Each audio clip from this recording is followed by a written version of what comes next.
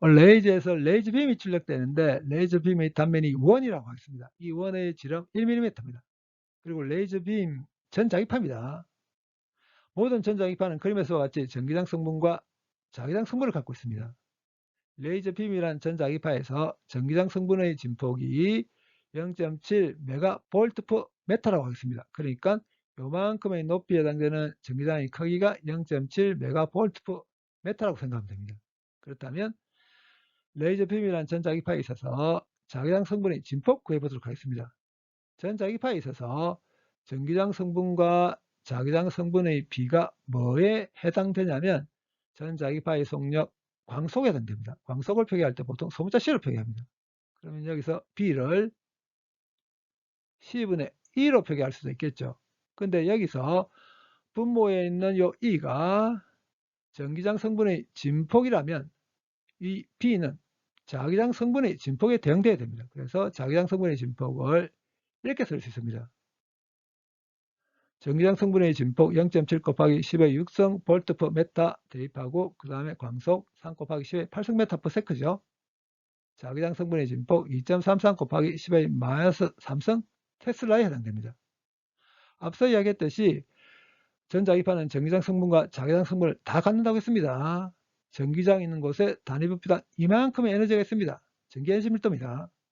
비슷하게 자기장 있는 곳에도 단위 부피당 이만큼의 에너지가 있습니다. 자기 에너지 밀도입니다. 전자기파는 전기장 성분과 자기장 성분을 다 갖는다고 했습니다. 그렇기 때문에 전자기파의 전체 에너지 밀도는 전기 에너지 밀도와 자기 에너지 밀도를 더해버리면 될 겁니다. 근데 전자기파에 있어서 이 녀석과 이 녀석이 같습니다. 그렇기 때문에 전자기파의 전체 에너지 밀도는 여기에 1을 곱하거나 혹은 여기에 1을 곱한 것과 같아야 됩니다. 그래서 이렇게 같아야 됩니다. 그림을 보면 알겠지만 전자기파의 전기장 성분과 자기장 성분이 주기적으로 변하죠. 그래서 보통 어떤 게 주기적으로 변할 경우에는 특정한 순간의 값보다는 평균값을 주로 이용하죠. 전자기파의 전체 평균 에너지 밀도를 이 녀석을 이용해서 나타내도록 하겠습니다. 전자기파의 전기장 성분이 그림에서와 같이 주기적으로 사인 함수 형태로 변한다면, 근데 여기 보게 되면 이 제곱이 있죠. 사인 제곱을 한 주기에서 평균치해버리게 되게 되면 2분의 1 오게 됩니다. 그렇기 때문에 전자기파의 평균 에너지 밀도가 어떻게 되냐면 이렇게 됩니다. 이제 파동의 세계에 대한 이야기를 간략하게 하도록 하겠습니다. 파동을 이용해서 한쪽에서 다른 쪽으로 에너지를 옮길 수도 있습니다. 파동이 왼쪽에서 오른쪽으로 이렇게 진행해 나갑니다. 이 말은 왼쪽에서 오른쪽으로 에너지가 이동한다는 말과 똑같습니다. 파동이 진행하는 방향에 대해서 수직하게 서 있는 면적이 A인 가상의 면을 하나 잡겠습니다. 이 가상의 면을 파동이 진행해 나갑니다. 이 말은 가상의 면을 에너지가 지나간다는 뜻입니다. 면적 A인 가상의 면에 대해서 델타 T라는 시간 동안 측정했더니 델타 E만큼의 에너지가 지나갔다고 하겠습니다. 그렇다면 면적 A인 가상의 면에 대해서 단위 시간당, 그러니까 1초당 지나간 에너지의 양을 구하려면 어떻게 하면 되냐면 델타 E를 델타 T로 나눠버리면 됩니다. 바로 일률이죠.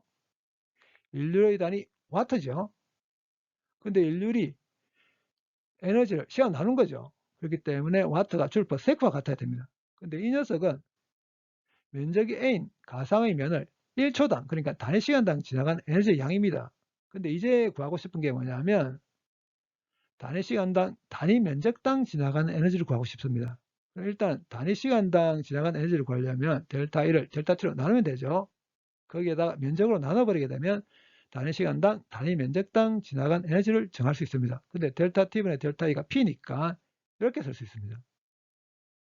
그래서 이 녀석을 이용해서 파동의 세기라는 걸 정의를 해줍니다. 파동의 세기를 나타낼 때 대문자 I로 표기합니다. 그래서 이게 파동의 세기의 정의입니다. 그럼 파동의 세기는 일률 P를 면적으로 나눈 겁니다. 일률의 단위 와트죠.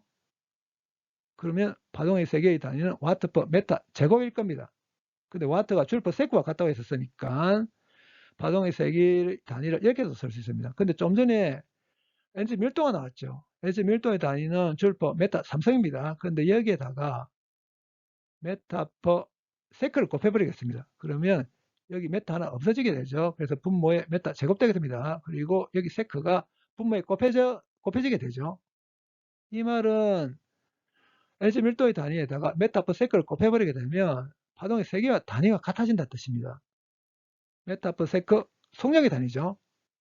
결국은 파동의 평균 에너지 밀도에다가 파동의 속력을 곱해버리게 되면 파동의 세기가 나온다는 뜻입니다. 근데 우리가 지금은 전자기파를 하고 있죠. 전자기파의 평균 에너지 밀도에다가 전자기파의 속력, 광속을 곱해버리게 되면 전자기파의 세기, 레이저의 세기를 구할 수 있습니다. 평균 에너지 밀도가 이렇게 된다고 했습니다. 광속 3 곱하기 10의 8승 메타/세크, 그 다음에 이슐론제로 전자기파의 전기장 성분의 진폭 집어넣어서 레이저의 세기를 구해보게 되면 6.5 곱하기 10의 8승 와트/메타 제곱됩니다. 우리가 소리를 들었을 때 귀가 따가운 소리의 세기가 대략 어느 정도 되냐면 1와트/메타 제곱됩니다. 엄청나게 센 레이저입니다. 그 다음에 레이저가 1초당 전달하는 에너지의 일률 정해보도록 하겠습니다. 레이저 세개 정해졌죠? P 일률 정하려고 합니다. 그러면 세개에다가 면적 곱해버리면 됩니다. 이렇게. 근데 레이저를 어떤 면에 비쳤을 때 레이저가 에너지를 전달하는 면의 면적은 레이저의 단면의 면적만큼의 면의 에너지를 전달하겠죠. 그래서 이 A가 레이저의 단면의 면적에 해당됩니다. 레이저의 단면이 1이라고 했으니까 면적이 파이r 제곱이겠죠. 반지름 0.5mm입니다. 그리고 좀 전에 구한 레이저의 세기를 대입해서 레이저가 1초당 전달하는 에너지의 양, 에너지 일률 정해보게 되면 511W 나옵니다. 문제의 레이저는 1초당 511J의 에너지를 전달하는 아주 고출력의 레이저입니다.